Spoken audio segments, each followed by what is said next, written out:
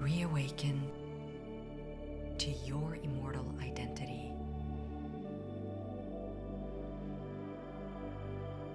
and discover life between life's wisdom.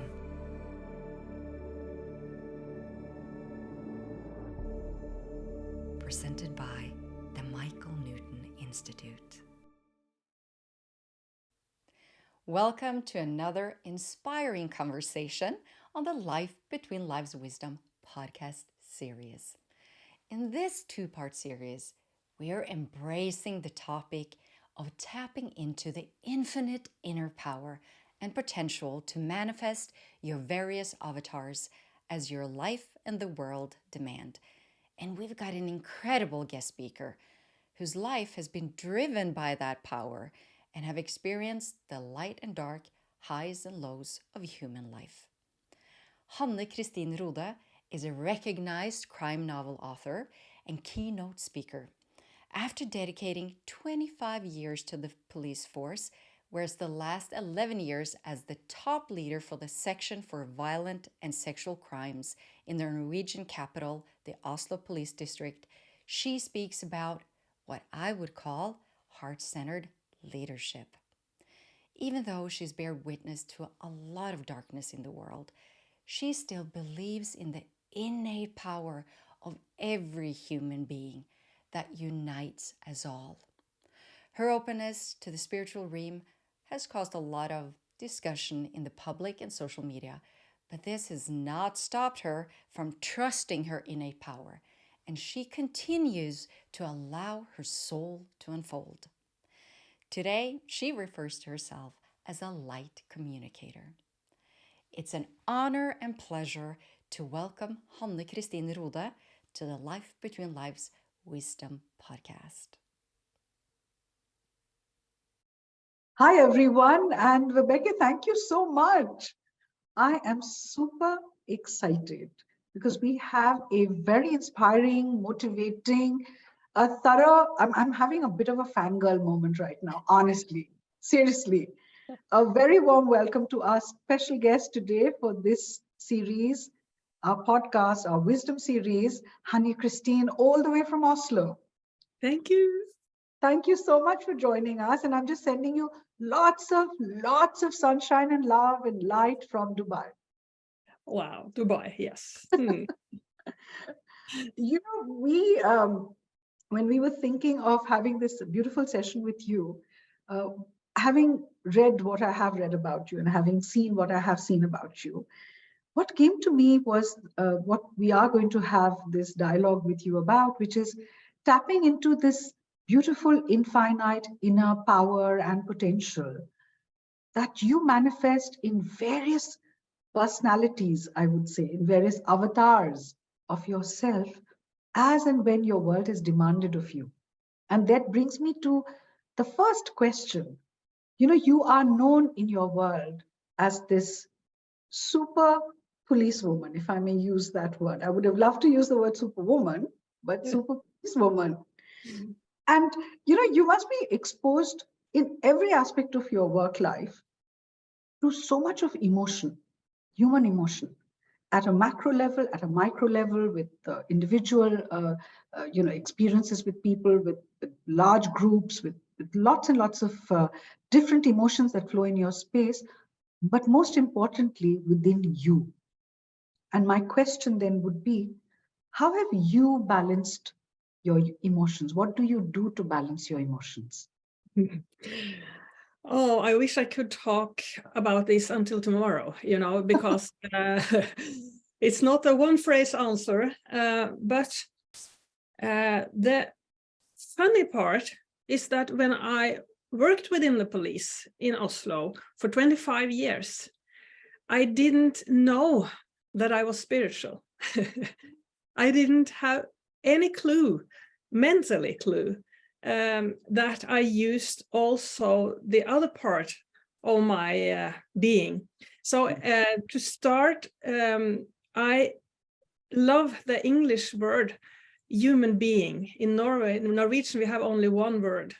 But the human being for me is the human, is what you see, it's the history of me, it's what I do, what I work with, and the being is everything we don't learn at school. So when I studied the law and I decided initially to become a lawyer, a star, to communicate and to win every cases, you know, as an 11-year-old girl, I had this dream. And I started my career within the police in Norway. We have 3 levels of the prosecutors, and the one level, the first level, work within the police as police lawyers, which is quite especially for Norway, I think. And I started as a police lawyer, and all these emotions came to me all the time, but I put them up to my thought, and my body, well, now in retrospective, I know that my body said, no, no, no, be aware, and I didn't understand anything. So I got burned out 2 times actually during this career, because I had so many feelings based on what people said, but also about what the energy told me. And I never listened to that energy because I had no clue, and my parents isn't at that, I don't want to call it level, because they do their best from their beings, but I had no one to talk to. So I just went on and did everything to be perfect. And I didn't know that every soul is perfect. You don't have to struggle, you know. So this was a knowledge that came to me at the age of 50, 11 years ago. Now I'm 61. And now I feel like this butterfly that has new wings, and I can fly out and do what I'm meant to do and to be. Well, I have already forgotten your question, but I think I'm somehow on track. But the emotions, you know, I knew when I got into court as a prosecutor, oh, this will be a heavy day. But I didn't know whether it's connected to the judge or to some others in the room, in the courtroom, or myself. I do think it had lots to do with myself, because the education I chose wasn't meant to be me. It was a preparation for what was about to be many years later. So it's so fun how I have been guided, but I didn't know. I thought it was something I decided, and partially it was, you know, but I was afraid. I was very often afraid. And when I became this leader at a top level within the police, and one of my roles was to be a lot in media, because we dealt with the homicides and the violence and the rapes and everything that is the worst thing a human being does to another human being, you know. And the media was on me all the time. And somehow it exploded into the media. I, as a person, as a police leader, this police inspector, as was my title, literally in Norwegian, they wanted me. And I thought it was because of the cases, which is always on the front page when you have a homicide in Norway. It's a huge thing, because we don't have many during a year in Oslo. In my time, I think we had 8 or 10, you know, so it's quite a safe city. But later on, I understood that they loved me because I spoke in another way. My messages went out in a different way. And I thought, well, it might have to be with me being a woman. It had never been a woman in that position before. So, of course, it was easier for me to talk about rape and femicides. I'm not sure whether you use it in Italian. They use the femicides, which is when a man kills a woman. So I love that word, but because it pinpoints the violence against women. But I struggled a lot because when you get too much information, when we get it to our head, it's confusing. And when I get a lot of information through my body and I'm not aware, it's quite heavy. So that was now I know that might have been one of the things that took me down, that got me burned out. But I'm not sure, and it's not very important for me to know, but it's important to know that I somehow put light on the words when I go out during the TV, or I've participated for 6 years in a TV program here in Norway, talking about both cold and warm crime cases. And my role, I wanted it to be as flexible as possible, because I said, I'm not a police lawyer, I'm not a leader, I'm me. And to be there and have the possibility within 30 seconds or 1 minute, because we were many participants, to be able to bring out the universe, that was wonderful. But I was very nervous, because being on live TV, you have to find the words, and step by step I learned to trust what was coming, because present moment is my real teacher. It's not what I plan to say, it's what my soul gives me in the moment, and that is a rehearsal of my lifetime, I guess, because I will never feel secure. But to your questions, my emotions, because I didn't know, I wasn't conscious enough about my being, I was only in my human, my emotions almost killed me, because I had nowhere to put them. I put them in my head, which is one of the worst things to do, at least in my case. But you know what you've so beautifully shared is, because of the role you played and because of the task in hand or the responsibilities that were on your plate, you created this beautiful coping mechanism. That's now the therapist in me talking, where you allowed your head to take over. You know, we function from 3 minds. You have a mental mind, a heart mind, and a gut mind. When you said, I was in the moment answering from my soul, that's your gut mind so beautifully processing what the soul's telling you, and you're kind of sharing that. But in your day-to-day role for all those years where you were having to deal with what you had to deal with, your emotions were parked, which possibly what was leading to you to have those breakdowns.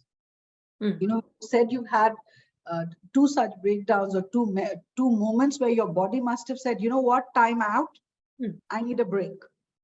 And that's emotions or energy in motion, which is needing that time out to take it all out, because your work was demanding it of you. And I think, as you said, it was preparing you to be the butterfly that you are today. Yes, I'm sure it was. And now, when I talk to my soul every day, you know, I try to catch leads that the universe gives me every day. I'm sure I miss at least half of them, but I'm still working on it. But now I know that when I feel this resistance coming, and my experience is that Norway is one of the worst countries in which to be spiritual, because in Norway they hate everything that is not scientific within the box. But I don't want to be in that box. But now I know that every time I went down, or I cried, or I struggled, or I didn't know where to put my headache, that was gifts to prepare me for something bigger. And I so much hope for and wish that young children from kindergarten and in the school learn about their being. And in Norway, they doesn't. It's many years. I think it's women like you, especially because of the way people listen to you, because of the way people follow, and because you have the role of being an inspirer, a motivator, you are able to actually reach out to the new generations, to the younger generations. And that actually takes me to my next question. What are the life lessons? If I were to say life lesson, I think that would kind of be a bit restrictive, because I feel you must be having a basket of life lessons that you have brought forward, which I would love it if you could share it with our viewers, our listeners, that in all those years as a lawyer, as a police person, what is this large basket of life lessons that you're carrying forward? I'm guessing you're already sharing it in your your spiritual activities and initiatives, your books, but would you like to share some of those life lessons with us today? Of course, and it's difficult in a way, because we learn each day, minute by minute. But if you had asked my head, the mental phrase, I would say, trust yourself and don't let anyone take you down, and most of the people, at least Norwegians, would say, yeah, but how? Because we hear and read and say so many things that, oh yes, it resonates and it's so true, and we have no idea how to do it. So my life lesson is that everything I read that gives me these goosebumps is this goosebumps becomes a kind of my truth. And I have learned step by step that my truth isn't necessarily your truth. And we have to increase this flexibility, because what I saw within the police, and I loved being within the police, I love the Norwegian police. I think we are a beautiful organization, but of course there are people there too that do stuff that shouldn't be done within the law and order unit, But now I forgot, I had a point. The lesson, yes, I saw how ego dependent we all were, and we all are. But it's a word I have invented, I think. I can't remember, I have read it anywhere, but we are in a time in the world globally where lots of people are ego dependent, and we have this ego inflation that makes life so difficult. It's so difficult to be you. And here in Norway, we talk lots about the individual. We want the individual freedom. Yes, of course, but the main cost is the ego inflation. We lose our being in a way. So, and that's what happened to me, because I wanted to be this strong leader who did everything correctly. And I wanted to be loved, of course, by my employees, even though I knew that to be a leader is not a test of popularity. The everyday is quite hard and tough. But inside me, I longed for this mental touch, this soul connection, where you learn. Yeah, that's my answer. When you learn and feel the difference between information and inspiration. And I have lived a long life in a public organization, the Norwegian police, where information and hierarchy is part of our work. And it has to be that way. In order, when we had this terrorism in 2011, of course, you couldn't argue with a leader outside and say, oh, well, I want to do it my way. You have to follow the orders. But when we have our everyday life, when it's nothing very important going on, like a new murder or something, we have to meet. We have to feel one another. And I want to illustrate this with an example which really turned my life in a new direction. I think it was this moment because we had a murderer here in Oslo. And to make a long story short, we arrested and brought to court a family man. He had a wife and 2 children. And their home were locked up because the police wanted to investigate, to find the knife, and And some years later, it was the last time I was burned out. I went around in a shopping center trying to get my health back. And a wonderful woman stopped in front of me and she said her name. And I knew that it was the wife of the man we brought to court in that murder case. And she said, "Do you remember me?" And I said, "Yes, I do." And I have to admit that my first thought was, I have to get away. I don't want to talk to her. And she said, "I need so much to talk to you. We are divorced, but I'm so sure he's innocent. Please talk to me. I need to talk to you." And I said, "Yes, I will, but I'm not feeling well. Can I call you?" "Yes, please do," she said. And 3 months later, I called her and I said, "Now I'm feeling better." And she was also burned out, obviously, for what reasons. We sat down with our coffee, and she had lots of things, things to the police, how they treated her and the children, how her life was completely changed within 5 minutes when her husband was arrested. And I started to relax because she had some light. She had something special. She wasn't angry, but she was critical. But I just looked into her eyes and I felt with her. I felt that I remember thinking that I don't know even how you're able to sit here after everything you have gone through. And when I was quite relaxed, and thought, okay, this is going well. She's not a tiger. She's not going to hurt me with her words. And she leaned a little forward and she said, "I have one more question." And I said, "Yes, of course." And she said, "Do you still think it was my husband who did this, who murdered him?" And I knew within a microsecond, I can never lie to this woman, never. So I got control of my breath and I looked her into the eyes and I said, "Yes, I'm sure he's guilty, even though the court said he was a free man." And,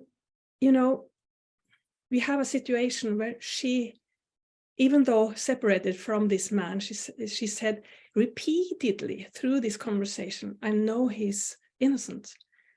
And I, the police woman who participated in tearing this family apart, I say, I'm still sure he's guilty. It shouldn't. The normal thing would be for her to say thank you for being honest and leave. Instead, she sat there and we got into this timelessness. And I have no idea how long we looked at each other and we started to talk again. And I have no idea what we talked about.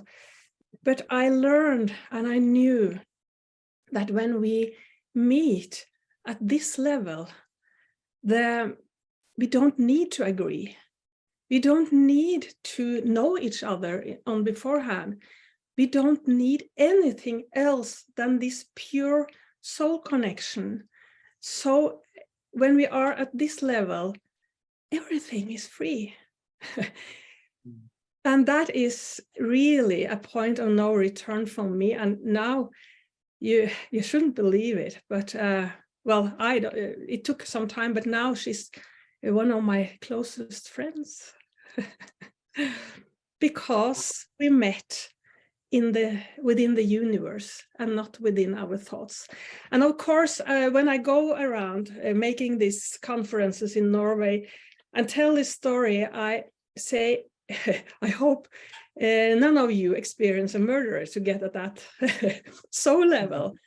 But you can meet a bird and sit down on the ground and say, "Hi, how are you? Are your life fine? It's cold out today. I hope I will bring you some food," and feel that there it was.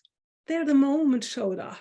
And that, I guess, is what I really want people to feel, not being in this stress of thinking right thoughts all the time, but being able to stop and say, what do you mean actually? Why are you so angry? And sometimes I get more angerness against me when I am that way, but Vem vill du ringa? oh yeah. It was Siri, this kind of, yeah. No idea why she got into the call. She asked me who to call. The universe and the spirit will do. It was quite fun.